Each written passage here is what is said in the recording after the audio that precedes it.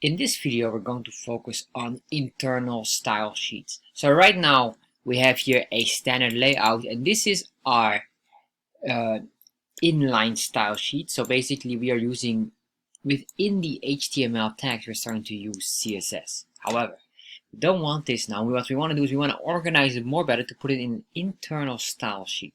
So what is an internal style or internal style? Basically, we're going to move the items here up, and meaning by that is we have here style. We use this tag in HTML, and then within here or between this tag we can put in every item here. So what we can do here, for example, is we're going to use the tag here h1, then we have these curly braces, and then within here we can put in the property, which is color, and then the value itself, which is red. So once we have this, we can remove this completely.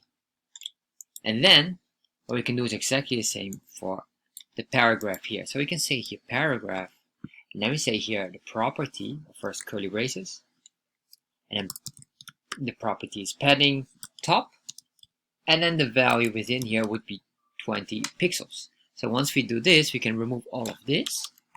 And if we save this, you will notice here now it doesn't change at all. Alright, because we copy everything from inline and reorganize it to be more organized in here. And if we change this to green, we can save this, and there you are.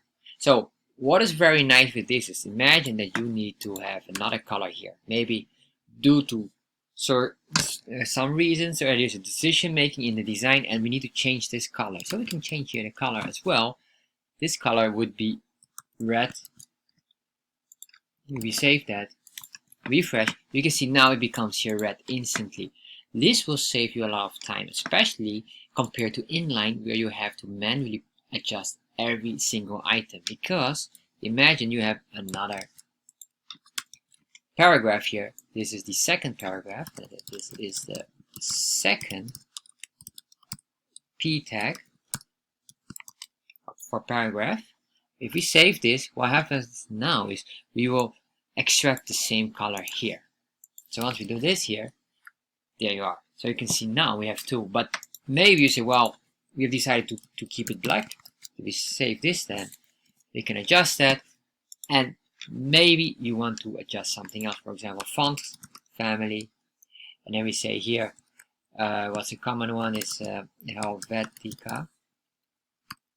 So we're going to change the font family design. If we save this now and refresh, you can see now the font type has adjusted from a standard default style to the Helvetica version. And as you can see here, both of them are instantly responding to that.